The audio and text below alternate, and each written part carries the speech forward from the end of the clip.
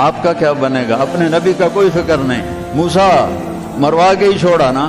تو ان کا کلا، تم ہو تو اسی قابل کہ تمہیں جوتے پڑیں، لیکن ان معی ربی سیہدین، اللہ مجھے میرے ساتھ ہے، راستہ دے گا. ہے اور ہجرت کی رات میرے نبی نکلے تو ابو بکر کبھی آگے چلتے کبھی پیچھے چلتے، کبھی آگے چلتے کبھی پیچھے چلے. آپ اپنے پنجوں کے بل چل رہے تھے کہ پاؤں کے نشان نہ پڑ جائیں اور کھوجی نہ دیکھ لیں. تو پھر آپ نے فرمایا ما لکا یا ابا بکر، ابو بکر کیا ہوا ہے؟ کبھی آگے آ جاتے ہو کبھی پیچھے ہو جاتے ہو. کہا یا رسول اللہ، جب مجھے خیال آتا ہے آگے کوئی چھپا ہوا دشمن وار نہ کر دے تو میں آگے ہو جاتا ہوں کہ میرے اوپر آئے، آپ پہ نہ آئے. اور جب مجھے خیال آتا ہے پیچھے سے کوئی آ کے حملہ نہ کر دے تو میں بھاگ کے پیچھے ہو جاتا ہوں کہ آپ کے اوپر وار نہ آئے، میرے اوپر آئے. اور پھر جب غار ثور پر پہنچے، جبل ثور، تو آپ چڑھ نہیں سکتے تھے، ساری انگلیوں سے خون نکل رہا تھا، جو کہ آپ ایسے چلے تھے ایسے. ابو بکر نے کندھے پہ بٹھایا اور پورا پہاڑ طے کیا، اوپر لے گئے.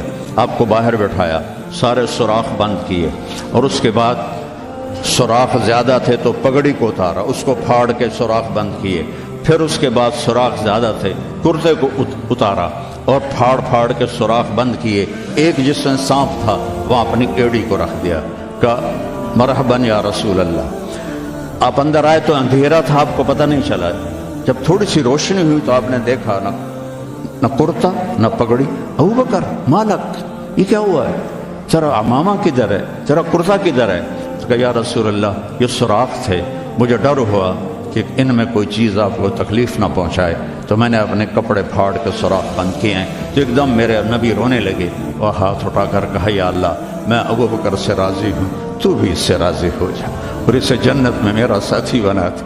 تو ایک دم جبریل آئے، یا رسول اللہ، اللہ تعالیٰ فرما رہے ہیں ہم ابو بکر سے راضی ہو اور جنت میں آپ کا ساتھی بنا دیا. انہوں نے میرے نبی کی زندگی کو یوں سچ کر دکھایا. موسیٰ علیہ السلام کی قوم کو اللہ نے کہا جاؤ ملک شام جا کے عمالقہ سے لڑو.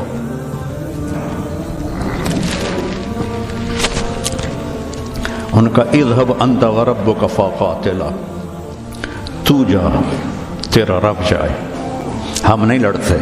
اور بدر کے لیے جب آپ نے پوچھا بولو کیا کرنا ہے، تو مقداد ابن اسود نے کہا اذا لا نقول كما قالت بنو اسرائیل اذهب انت وربک فقاتلا بل نقاتل امامک وخلفک وعن یمینک وعن شمالک. یا رسول اللہ ہم بنو اسرائیل نہیں ہیں کہ کہیں جاؤ اور تو تیرا رب لڑے، ہم آپ کے آگے لڑیں گے، پیچھے لڑیں گے، دائیں لڑیں گے، بائیں لڑیں گے، ہماری لاشوں سے گزر کر وہ جائیں گے. بنو اسرائیل نے سمندر پار کیا، آگے پتھر کے بت کی پوجا ہو رہی ہے. یا موسیٰ اجعل لنا الہا کما لہم آلہہ، یا اللہ موسیٰ ایک خدا ہمیں بھی لے کر دو اس جیسا. یہ بنو اسرائیل ہیں اور میرے نبی کا انتقال ہوتا ہے پیر کے دن، اور ابو بکر صدیق اوالی گئے ہوئے ہیں اپنی دوسری بیگم کے پاس. ان کو خبر ملتی ہے تو وہ بھاگے ہوئے آتے ہیں اور آپ کے چادر ہٹا کر آپ کا ماتھا چومتے ہیں اور گرم گرم آنسو ماتھے پہ گرتے ہیں. واہ خلیلہ واہ صفیہ واہ نبیہ. اور اس کے بعد آپ مسجد میں جاتے ہیں تو شور و فغاں ہے اور عمر تلوار لے کے کھڑے ہیں. جو کہے گا اللہ کا رسول فوت ہو گیا میں اس کو قتل کر دوں گا، وہ اللہ کے پاس گئے ہیں، وہ واپس آئیں گے. تو ابو بکر ممبر پر آئے، کہا عمر اقعد اقعد. کھڑے ہوئے آدمی کو کہنا ہو بیٹھ جاؤ تو اقعد، اور لیٹے ہوئے آدمی کو کہنا ہو بیٹھ جاؤ تو اجلس. یہ حسن عربی ہے کہ ہر حیت کے لیے الگ لفظ ہے. کھڑے کے لیے اقعد، لیٹے ہوئے کے لیے اجلس. عمر اقعد، کہا نہیں بیٹھوں گا. تو پتہ چل گیا کہ جوش میں ہے، ممبر پر آئے ایھا الناس من کان یعبد محمدا فإن محمدا قد مات. جو محمد کی پوجا کرتے تھے وہ سن لو کہ انہیں اللہ نے بلا لیا، ان کا انتقال ہو گیا. ومن کان یعبد اللہ فإن اللہ حی لا یموت. اور جو ایک اللہ کی پوجا کرنے والے ہیں ان کا رب زندہ ہے، موت سے پاک ہے. میرے نبی نے ایسے لوگ تیار کیے جنہوں نے میرے نبی کی زندگی کو سچ کر دکھایا اور جانوں کے نذرانے پیش کر کے آپ کی زندگی کو دنیا میں زندہ کیا۔ اس لیے واحد جماعت ہے صحابہ کی جن کی زندگی میں ان کو جنت کے وعدے کر دیے گئے، کلن وعد اللہ الحسنی۔ اس میں سابقین بھی اور لاحقین بھی، سب کے لیے جنت کا اللہ تعالیٰ نے وعدہ فرما دیا ہے۔ ایک امت تیار کی، ایک امت تیار کی۔ سارے قرآن نہیں پڑھے ہوئے تھے، حضرت خالد بن ولید نے فجر کی نماز پڑھائی، تھوڑی سی آیات ایک جگہ سے پڑھی، تھوڑی سی ایک جگہ سے، تھوڑی سی ایک جگہ سے، اس طرح کر کے انہوں نے نماز مکمل کی، اور نماز کے بعد کہنے لگے لقد شغلنی الجہاد عن القرآن، بھائی معاف کرنا، جہاد کی وجہ سے میں تو قرآن بھی نہیں پڑھ سکا۔ لیکن بنے کیا، وہ بنے کیا؟ موتا کی جنگ ہے اور میرے نبی کے سامنے منظر کھل چکا ہے۔ آپ نے فرمایا تھا جب چلے تھے کہ پہلا امیر زید بن حارثہ ہوگا، یہ شہید ہو تو پھر جعفر بن نبی طالب ہوگا، یہ شہید ہوں تو پھر عبداللہ بن رواحہ ہوں گے، یہ شہید ہوں تو پھر جسے مرضی بنا لینا۔ ایک یہودی سن رہا تھا، کہنے لگا اعتراض گئے، یہ گئے، یہ نہیں زندہ آتے۔ تو اور وہاں 1,00,000 رومی اور 3,000 صحابہ۔ تو حضرت زید بن ثابت شہید ہوئے، اللہ کے نبی نے کہا تقدم زید فقاتل وقتل ودخل الجنہ ثم اخذ الرایۃ جعفر فقاتل وقتل ودخل الجنہ۔ پھر عبداللہ بن رواحہ ایک کونے میں 3 دن سے کچھ نہیں کھایا تھا، گوشت کی بوٹی نوچ رہے تھے کہ آواز پڑی جھنڈا گر گیا ہے عبداللہ، تو انہوں نے وہیں پھینکا۔ پہلے 2 درویش تھے، فقیر تھے، یہ بڑے مالدار تھے۔ پہلے 2 مہاجر تھے، یہ انصاری تھے۔ 4 بیویاں تھیں، باغات تھے، غلام تھے۔ فتردد بعد التردد، تو تھوڑی دیر کے لیے بیوی، بچے، غلام، باغات کا خیال آیا، تو کہنے لگے عبداللہ بیویوں کا خیال ہے سب کو 3 طلاق، باغات کا خیال ہے سارے صدقہ، غلاموں کا خیال ہے سارے آزاد۔ اقسمت یا نفس لتنزلن کارہۃ او لتطاوعن ان اجلب الناس وشد الرن مالی اراکی تکرہین الجنہ قد طالما قد کنت مطمئنہ هل انت الا نطفۃ فی شنہ۔ اے عبداللہ کافی زمانہ گزر گیا ہے زندگی گزارتے ہوئے، چل اپنے ساتھیوں کے ساتھ مل تو بھی۔ اور جھنڈا اٹھایا اور آگے بڑھے، اور آپ نے فرمایا، اب عبداللہ نے جھنڈا اٹھایا اور آگے بڑھے اور قتل ہوئے، اور پھر آپ خاموش ہو گئے تھوڑی دیر کے لیے۔ انصار کہنے لگے کہ ہمارے اوپر قیامت ٹوٹ پڑی کہ کیوں رک گئے، کیوں رک گئے؟ دونوں کی دفعہ تو فوراً فرمایا، اب کیوں رک گئے؟ پھر آپ نے کہا وَدَخَلَ الْجَنَّةَ۔ تو انصار نے عرض کی یا رسول اللہ آپ رک کیوں گئے تھے؟ کہا وہ تھوڑا سا اس کے دل میں کھٹک آئی تھی، اس لیے جنت میں جانے میں تھوڑی دیر ہو گئی۔ اب جھنڈا گر گیا، ثابت ابن اکرم نے جھنڈا اٹھایا، کون لے گا یہ جھنڈا؟ انہوں نے کہا تو لے، تو بدری صحابی ہے، تو لے۔ کہا نہیں میرے بس کا نہیں ہے۔ کسی نے آواز دی خالد کو دو۔ خالد کی پہلی جنگ تھی، صلح حدیبیہ کے بعد ایمان لائے، اور ان کی پہلی جنگ تھی۔ وہ فرمانے لگے بھائی میں تو ابھی مسلمان ہوا ہوں، کسی اور کو جھنڈا دو۔ کہا نہیں، سب نے کہا بس خالد خالد۔ انہوں نے ایک ہاتھ میں جھنڈا لیا، جب یوں تلوار کو جب اٹھایا نا تو میرے نبی نے فرمایا ثم صلی اللہ سیفا من سیوفہ، اب اللہ نے اپنے تلواروں میں سے ایک تلوار کو نیام سے باہر نکالا ہے، اور انہوں نے ساری رومیوں کی فتح کو شکست میں تبدیل کر دیا۔ 9 تلواریں ان کے ہاتھ سے ٹوٹیں لڑتے لڑتے، اور اتنا رعب چھا گیا کہ پورے روم میں دہشت پھیل گئی خالد ابن ولید کی۔ یہ لوگ میرے نبی نے تیار کیے تھے، ایک امت بنائی تھی، یہ میرے نبی کا عظیم ترین کارنامہ ہے، اور اولین اور آخرین کا سب ایک جذبہ تھا۔ حضرت عمر کی مجلس میں ابو سفیان، اکرمہ بن ابی جہل، حارث بن ہشام، سہیل بن عمر بیٹھے ہوئے ہیں، تو حضرت بلال آ گئے، کہنے لگے آپ لوگ تھوڑا پیچھے ہو جاؤ۔ پھر حضرت عمار آئے، آپ نے کہا آپ لوگ تھوڑا پیچھے ہو جائے۔ پھر حضرت صہیب آئے، آپ نے کہا تم لوگ تھوڑا پیچھے ہو جاؤ۔ پھر حضرت مقداد آئے، آپ نے کہا تم لوگ تھوڑا پیچھے ہو۔ پیچھے ہوتے ہوتے جوتیوں پہ جا بیٹھے، مہاجرین اولین کو آگے بٹھایا تو یہ غصے سے باہر نکل آئے اور ابو سفیان کہنے لگے دیکھتے ہو عمر نے ہمارے ساتھ کیا کیا ہے؟ تو سہیل ابن عمر کہنے لگے صحیح کیا، وہ ہم سے پہلے ایمان لائے تو وہ آگے نکل گئے، ہم بعد میں ایمان لائے تو ہمیں تو پیچھے ہی رہنا ہے۔ تو کہنے لگے اگر آخرت میں پیچھے رہ گئے تو پھر کیا ہوگا؟ یہ فتح مکہ کے مسلمان ہیں، فتح مکہ کا پھر کیا ہوگا؟ تو سارے گھبرا کے حضرت عمر کے پاس آئے کہ ہم نے دیکھ لیا ہے جو تو نے کیا ہے ٹھیک کیا ہے، چلو ہم پیچھے رہ گئے ہیں لیکن کوئی طریقہ بتاؤ کہ آگے نہیں بڑھ سکتے تو جنت میں ساتھ تو ہو جائے۔ تو انہوں نے فرمایا انہوں نے جہاد میں جان دی تھی، تم بھی جانیں لگا دو تو تم بھی ان کے ساتھ ہو جاؤ گے۔ تو 400 قریشی سردار مکہ سے نکلے، 400، اور حارث ابن ہشام ابو جہل کے چھوٹے بھائی ہیں، اتنے ہر دل عزیز تھے۔ جب یہ نکلے تو سارا مکہ چھوڑنے باہر آیا اور سب رو رہے تھے، بچے بچیاں مرد عورت۔ تو حارث ابن ہشام کھڑے ہو گئے، کہنے لگے یا اہل مکہ، اے اہل مکہ، اللہ کی ذات کی قسم مکے سے محبوب کوئی شہر نہیں، تم سے محبوب کوئی لوگ نہیں، لیکن ایک داعی نے آواز لگائی، اس پر ہمارے غلاموں نے لبیک کہا۔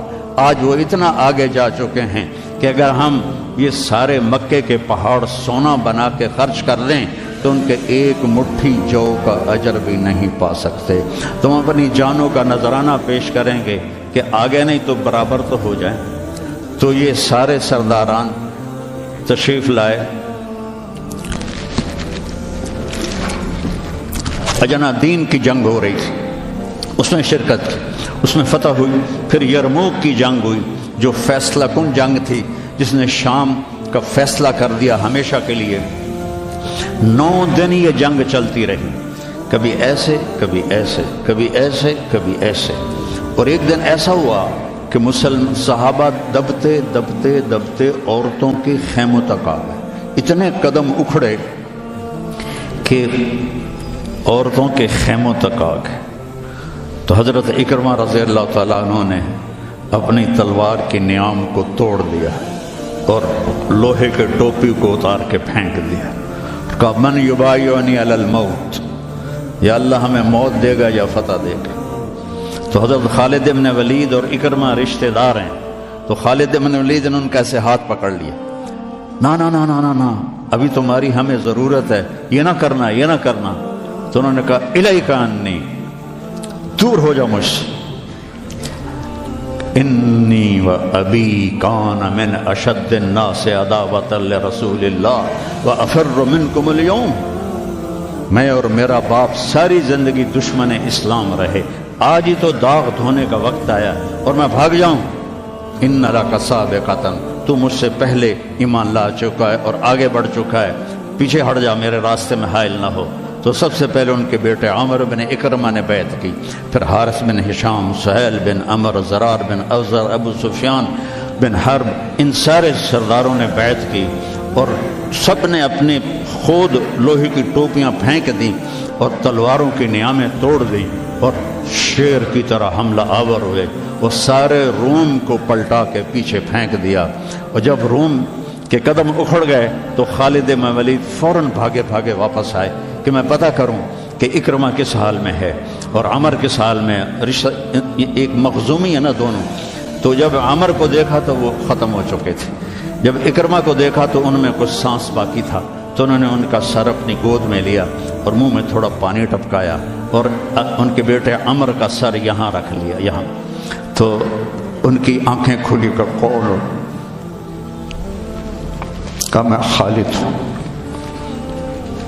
کیا کیا اللہ تعالیٰ؟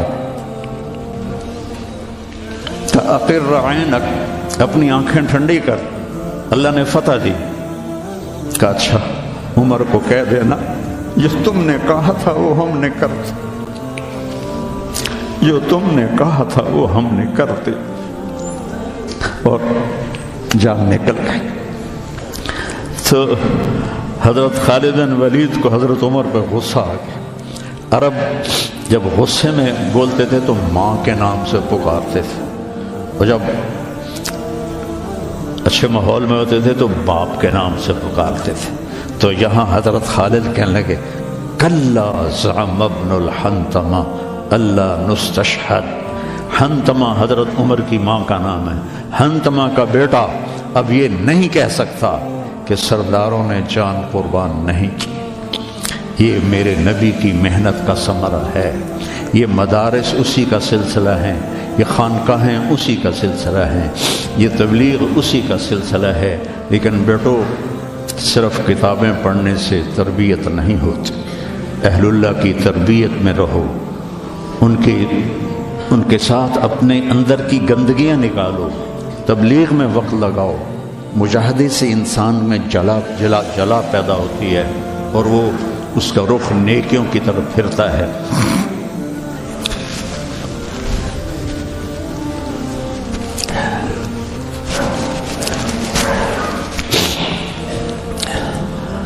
تو نیت کرتے ہو سارے؟ چند باتیں کہتا ہوں. اپنے اس ماحول میں غیبت کسی کی نہ کرو نہ سنو. غیبت اشد من الزنا, غیبت زنا سے زیادہ سخت کام ہے. غیبت نہ کرو کسی کی. کئی لڑکے بہت ہی نیچے چلے جاتے ہیں, اپنے استادوں کی غیبت کرتے ہیں. یہ محروم ہو جائیں گے, یہ کبھی بھی علم حاصل نہیں کر پائیں گے. تو مجھے ایک واقعہ یاد آ گیا. قاضی احسان احمد شجاع آبادی رحمۃ اللہ علیہ ختم نبوت کے امیر تھے. تو میرے والد صاحب سے بڑا ان کا گہرا تعلق تھا. تو ہمارے گھر آتے تھے, میں چھوٹا تھا. تو انہوں نے اپنا واقعہ سنایا کہ میں تو ناقص کا صیغہ ہوں قاضی, تو ویسے بھی میں ناقص تھا, مجھے اتنا پڑھنا لکھنا آتا نہیں تھا. اور ایک طالب علم تھا جو بہت قابل تھا, اور وہ استاد پہ ایسا اشکال کرتا کہ استاد کو جواب نہیں آتا تھا, تو پھر وہ ہنس پڑتا تھا. تو ایک دن استاد نے دکھی ہو کر کہا جا تو بھینسیں ہی چرائے گا. اور ایک دفعہ میرے استاد اٹھے تو ان کا جوتا دور پڑا تھا, تو میں بھاگ کے گیا, جوتا اٹھا کے لایا اور ان کے سامنے رکھا. کہنے لگے بادشاہ تیرے جوتے سیدھے کریں گے انشاءاللہ. تو قاضی صاحب فرمانے لگے کہ اس لڑکے کو میں نے خود بھینسیں چراتے دیکھا, میں نے اسے خود بھینسیں چراتے دیکھا. اور تحریک ختم نبوت میں جب قاضی صاحب کو, چونکہ یہ تحریک کے سر امیر تھے, جب ان کو بلایا گیا تو جنرل اعظم تھا گورنر پنجاب کا. تو جو بھی بات چیت ہوئی وہ تو انہوں نے نہیں بتائی تھی. جب اٹھے تو ان کے جوتے قالین سے پرے پڑے تھے. تو جنرل اعظم بھاگ کے گیا اور آپ کے جوتے اٹھا کے لا کے آپ کے سامنے رکھے. تو قاضی صاحب رونے لگے. تو انہوں نے کہا حضرت جی اس میں رونے کی کیا بات؟ کہا نہیں, ایک بات یاد آئی ہے اپنے استاد کی, آج اس کو زندہ ہوتا دیکھ رہا ہوں تو اس پہ رونا آیا ہے. اپنے استادوں کی غیبت نہ کرو, ان کی برائی نہ دیکھو, وہ آنکھیں بند کر دو جو کسی کی برائی دیکھتی. اپنے عیب دیکھو, دوسروں کی خوبیاں دیکھو. ایک آپ میں غیبت نہ ہو, کوئی آپس میں لڑا ہوا نہ ہو کہ میں نے اس سے بات نہیں کرنی. اب بچے ہیں, جوان ہیں, ہو سکتا ہے کوئی بچہ کسی بچے سے لڑا ہوا ہو اور اس کی بول چال بند ہو, تو ایسے دل کے اوپر تالے نہ لگاؤ, اپنے دل کو کھلا کرو اور معاف کر دو اور اس کے سینے سے لگ جاؤ. تب جا کر تمہارے اندر علم کا کچھ نور آئے گا. جس دل میں بغض ہوتا ہے اس میں علم نہیں آتا ہے. اور پہلی تکبیر اولیٰ کی کوشش کرو, تکبیر اولیٰ کے ساتھ نماز پڑھنے کی کوشش کرو, تکبیر اولیٰ کے ساتھ نماز پڑھنے کی کوشش کرو. آپ جوان ہیں, تہجد کی پابندی کرو. بڑی پرانی بات ہے, مولانا یوسف صاحب رحمہ اللہ کے تھے ایک تربیت یافتہ میاں جی نیواتی, تو ان کی جماعت آئی ہوئی تھی, تو میں ان سے ملنے گیا. مجھ سے کہنے لگے مولوی صاحب اگر اپنی بات میں اثر پیدا کرنا ہے تو رات کو اٹھنا سیکھ لے، اگر اپنی بات میں اثر پیدا کرنا ہے تو رات کا اٹھنا سیکھ لے۔ یہ آپ سے بھی کہتا ہوں کہ رات چاہے 2 نفل پڑھ لو لیکن رات کو اٹھ کر قم اللیل الا قلیلا نصفہ او انقص منہ او زد علیہ ورتل القرآن ترتیلا۔ یہ رات کا اٹھنا ان ناشئۃ اللیل ہی اشد وطئا واقوم قیلا ان لک فی النہار سبحا طویلا واذکر اسم ربک وتبتل الیہ تبتیلا۔ رات کا اٹھنا یہ آپ کے اللہ سے ملا دے گا آپ کو۔ آپس میں نفرت نہ ہو، آپس میں نفرت نہ ہو، آپس میں کسی سے بول چال بد نہ ہو، کسی استاد کی بے اکرامی نہ ہو۔ پھر چاہے تمہارے کچے پچے سبق بھی ہوں گے نا، جب اللہ کام لینے کا ارادہ کرتا ہے پھر کچا پکا نہیں دیکھتا، پھر اسے قبول کرتا ہے۔ مولانا تعالی شاہ بخاری رحمہ اللہ نے دورہ نہیں پڑھا تھا، صرف مشکات تک پڑھا تھا، تو وہ جب کبھی علماء میں بیان ہوتا اس جیسا تو کوئی خطیب ہندوستان میں تو کم از کم آج تک نہیں آیا۔ وہ کہتے علماء کرام مجھے تو مشکات ہضم نہیں ہو رہی اور میں گلی گلی پھر رہا ہوں، تم سارے دورے پڑھ کے آرام سے بیٹھے ہوئے ہو۔ یہ ان کا ایک جملہ مجھے سنایا ہمارے استاد مولانا ظفر صاحب رحمہ اللہ، فوت ہو گئے پھینگی میں، ان کا مدرسہ تھا جامعہ خالد بن ولید۔ تو بچوں آپس کی محبت سے رہو، اپنے سبق کے ساتھ انصاف کرو۔ مولانا منظور صاحب آپ کے بہت بڑے محسن اور ہمارے مکتب فکر کا بہت بڑا یہ سرمایہ ہے، تو ان کی دل سے محبت کر۔ یہ چیزیں محبت سے منتقل ہوتی، محبت سے چیزیں منتقل۔ یہ ٹیلی فون نہیں، 2 ایسے کرتے ہیں یا یوں ایسے لگاتے ہیں تو سارا ڈیٹا دوسرے فون میں چلا جاتا ہے کہ نہیں؟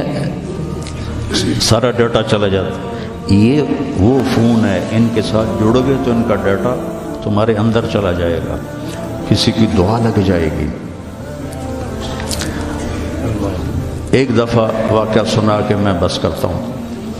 میں مدرسے کا امیر تھا رائمنڈ میں، تو مجھے سارے دن کی کارگزاری سنانی ہوتی تھی مولانا احسان صاحب کو، جو آج کل بہت علیل ہیں۔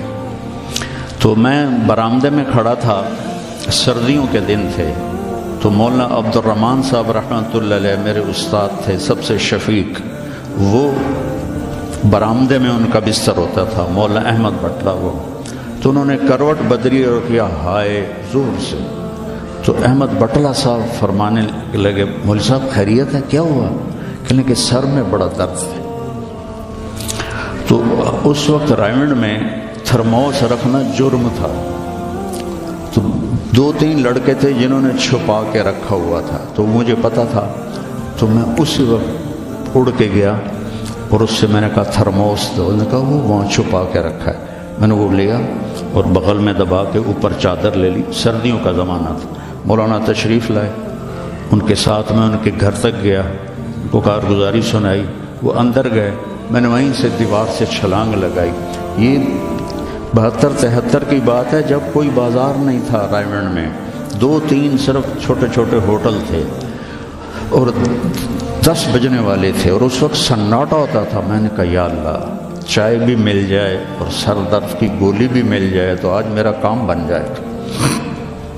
تو میں نے سارا دیکھا تو سب ہوٹل بند، ایک ہوٹل بند تھا لیکن تھوڑا سا کیواڑ کھلا ہوا تھا اور اندر سے روشنی آ رہی تھی۔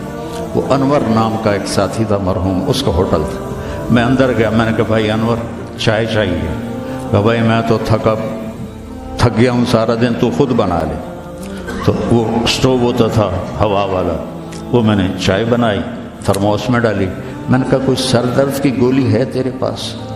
اب چائے کے کھوکھے پر کھوکھا، سر درد کی گولی کا کیا کام ہے؟ کہنا کہ وہ پھٹے پر دیکھو شاید کوئی پڑی ہو۔ تو میری تقدیر میرا ساتھ دے رہی تھی، میں نے دیکھا تو ایک ساری ڈان ہوتی تھی اس وقت، وہ سر درد کی گولی تھی، جیسے آج کل پیناڈول ہے، وہ ساری ڈان پڑی تھی۔ میں نے کہا لے بھائی آج کام بن جائے گا۔ میں نے وہ لی اور دوڑ لگائی، اور جب مولانا چادر لے کے پڑھتے تو میں نے ایسے پاؤں دبائے تو انہوں نے سر سے رضائی ہٹائی، مجھے دیکھا، کیا بات؟ میں نے کہا جی یہ چائے ہے،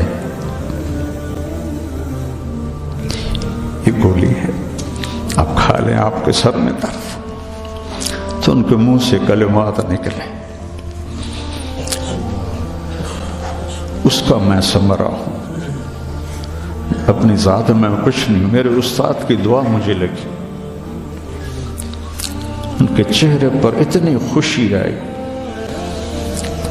وہ بڑبڑاتے ہوئے، الفاظ مجھے سمجھ میں نہیں آ رہے تھے لیکن میرے لیے دعا فرما رہے تھے۔